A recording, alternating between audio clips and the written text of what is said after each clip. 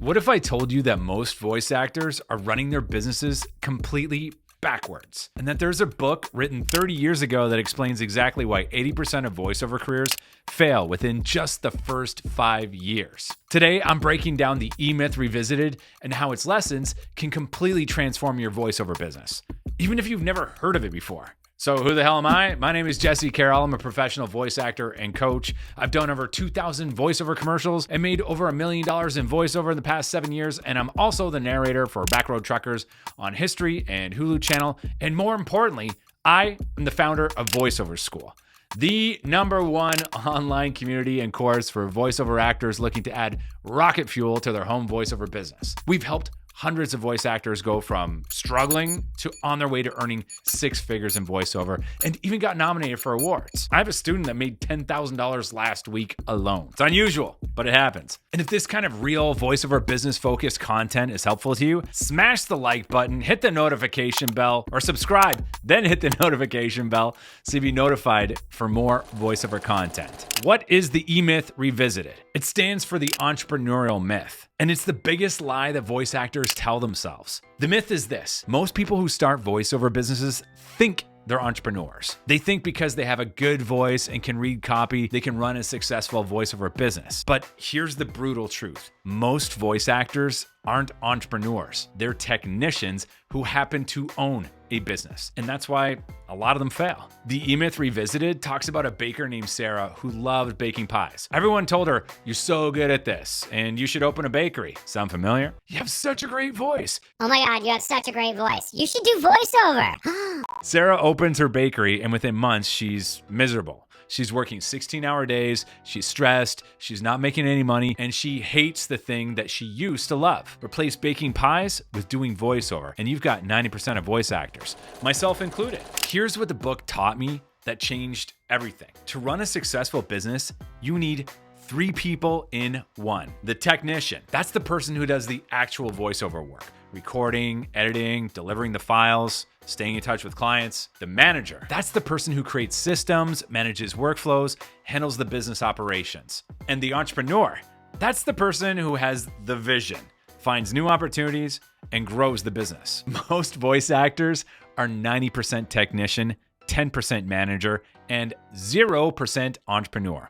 They spend all their time in the booth doing the work, but no time working on their business. I was guilty of this too. In my first few years, I spent maybe 5% of my time trying to figure out how to manage the business and how to grow it. And like 95% of my time just like cranking out auditions and, doing voiceover work instead of focusing on growth. I was a technician through and through. That's all I was doing. I got myself a job, not a business. I bought myself a job. For me, the biggest game changer from this book was understanding systems. The author talks about McDonald's, not because they're great food, it's not great food, but because their system is bulletproof. And it really is. You can go to any McDonald's anywhere in the world and get the same experience. Why?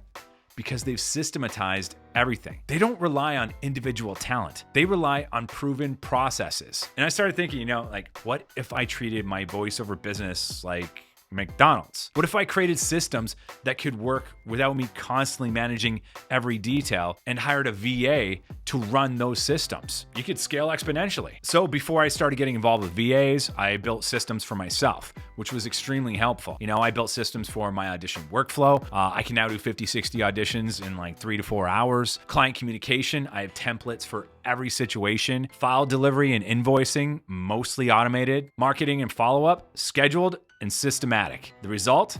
I went from working in my business 12 hours a day to working on my business probably the same amount of time, but I make way more and I have a lot better results. I love working my business. That's why I spend so much time in it. Here's the mind bender that changed everything. The book says that think of your business as if you were going to franchise it to 5,000 other people. Obviously, you can't do that with voiceover, but just have that mentality, What would that look like in voiceover? It means creating such clear systems and processes that someone else could follow your playbook and get similar results, whether that's a VA or if you're coaching people. This forced me to document everything: how I research and approach different types of auditions, my exact process for building client relationships, the scripts I use for follow-up emails, my pricing strategies and negotiation tactics. I got a few. When I started teaching other voice actors these systems in VoiceOver School, I realized I had accidentally created a franchise model. People were following my processes and getting big results. Parush, throw some of the results up on the screen.